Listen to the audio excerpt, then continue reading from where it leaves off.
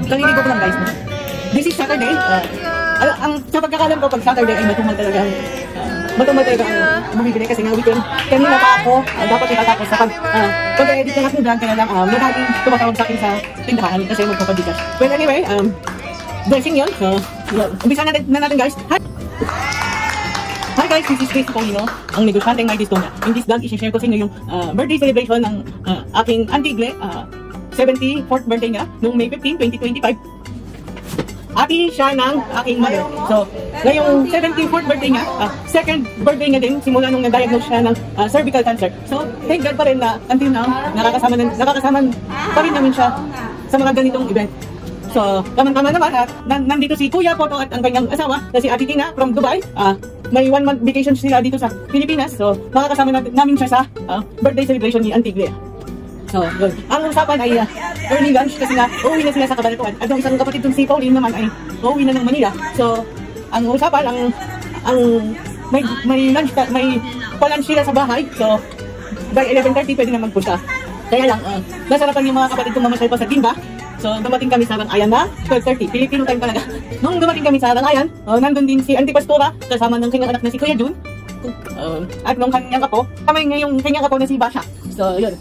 Nag-stay sila sa Pangasinan. So, may pa-birthday lunch sila. Simple lang yung, simple guys yung lunch pero napakasaya kasi nga, nag-celebrate na naman si Auntie na kasama kami. So, kahit gano'n kasi yung pagkain, special na rin. Special na kasi malakas si Auntie Gle. So, yan. Simula nung na-diagnose si Auntie Gle, aside from the fact na may sakit siya, napansin ko na mas naging close ang family namin. So, hanggat maaari, nakakabisita kami sa kanila every Sunday kasi nakakasama namin siyang mag-attend ng Holy Mass. Then, pwedeng pumunta kami ng San Jose, may shopping center din doon, konting libot-libot. Or katulad ngayon ay pupunta naman kami sa Verona. Kala kasi ni Mother na yung isang ating niya ay nagse-celebrate ng kanyang birthday ng first week of June. So, dahil marunong ng mag-drive si Ate Annie, so yun, maki-ride na tayo, pumunta na sa Verona. So, may dala kami ng konting merienda. Meron dito ice cream, tinapay na nabili sa bakery. Yung papunta ng Verona. Then, yun, pagsaluhan na. Tapos, nag-stay kami kila Auntie Idang ng 1 hour. Then, pumunta kami dun sa kabilang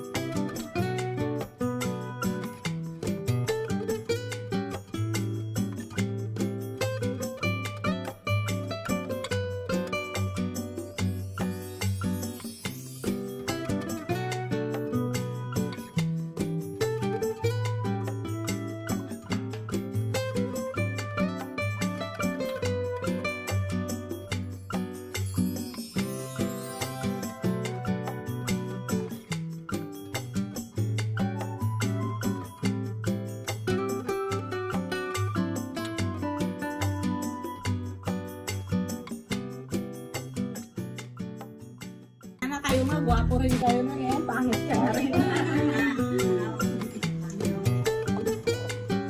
Pati si nanay, oh.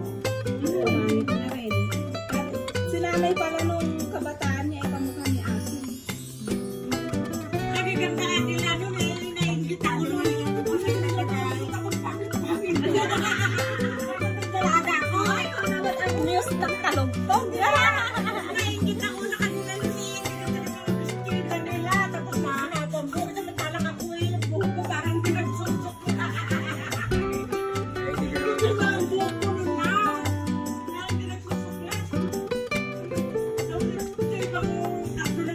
Ay, signora. Sungit. May nagliligaw niya. Ayaw mo nang magkakamayan lang siya ng malaki. Ay, nabuti ng alauna. Ayaw pa magkamay.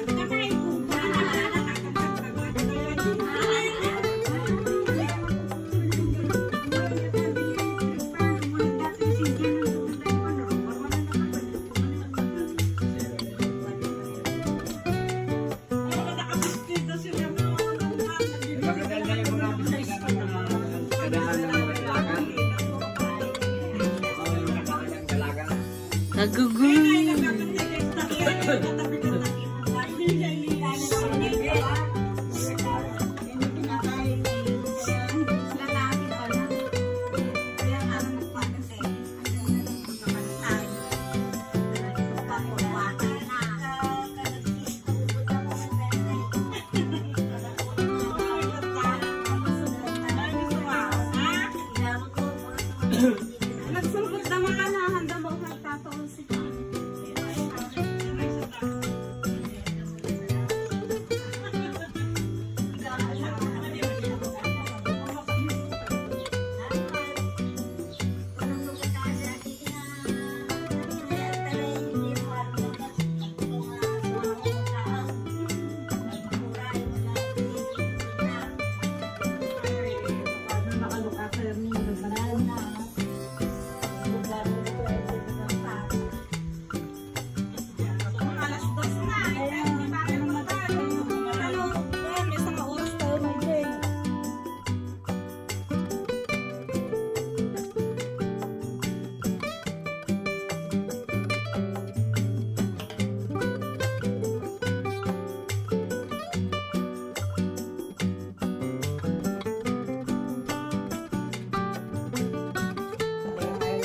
Madida kaya ang mga yung mga aso. Maganda yung ate dito yung aso ni ate. Ito yung magpakanda lang ngayon. Ang ate chicken fingers. Yung dito sa pakpak. Kabilang street nila, nandun naman si Auntie Lalit, yung isang ating ninanay. At na-amaze ako guys kasi nag-aalaga ito yung totoong farmville. So, ang buhay nila ay sa bukid, talagang may farmville sila. So, aside from native dogs, ngayon, first time ko lang makakita ng kambing na pinapa-breast, binibigyan niya ng milk. First time ko na makakita ng kambing na inaalagaan nila at binibigyan nila ng bottled milk. Kasi nga po yung mother daw kasi nung kambing ay ayaw na magpa-breast milk. So kung hindi nila tsakagain na ganito mangyayari, magba-bottled milk yung mga kambing, pwedeng mamatay yung mga alaga nila. Sayang naman. So yan. Isang Sunday na naman ang natapos. Nakapamasyal tayo. Walang katapusang kwentuhan, kamustahan, at syempre hindi mawawala yung mga kainan. So kaya nananaba tayo. So yan.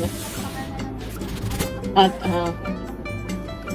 so, yun yung aming weekend. So, kapag weekend kasi hindi masyadong matao sa Muñoz, wala masyadong tao sa may bandang kalsada, kaya it's either mas inaano namin, isa na muna yung tindahan, lalo na pagkatanghali, at mamasyal na lang dito kay Auntie Claire sa Santa Rosa, then sa hapon magbubukas na naman. Kasi ang talagang kung mga tao dito, dagsa ng tao ay sa gabi.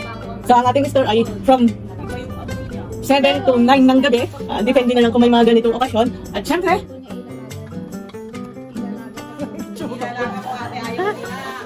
kainin lang nila yung karne-karne, iwanan na nila yung kanin. Oo, okay lang yun. Kahit konting kaya. Kaya may ginagawa na adobo ko. Pero tawag lang.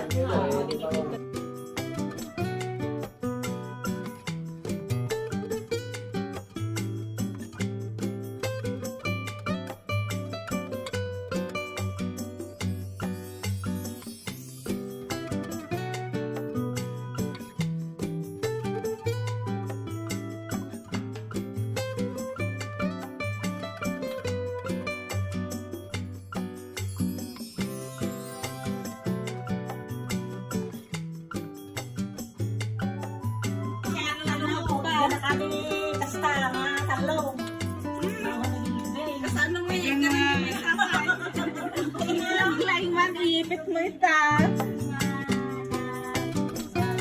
Samantala ko, hindi ko kaya magpalit ng kanisa niya.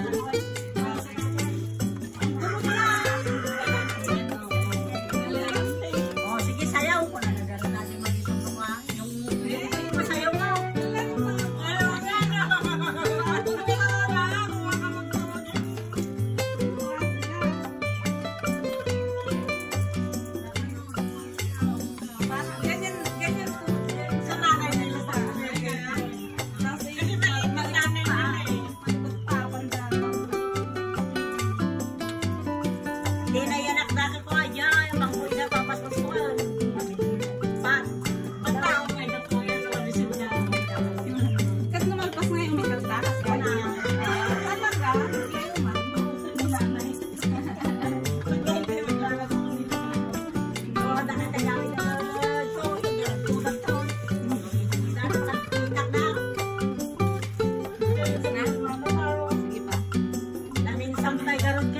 Tiwak si Jenny o nakatila. Apa ya di kang hindi ba ko? Ay rumah na ka. Apa lagi rumah na ka? Na, ada gaya tiwak. Kita mata di sana ikat. Tiwak si pinainin tiwak ito mo sa may arawan na. Naapakan mo isa dito. Hindi mo pekatan. Tukla mo na sa kanya. Ba't ka wala kasi na kasi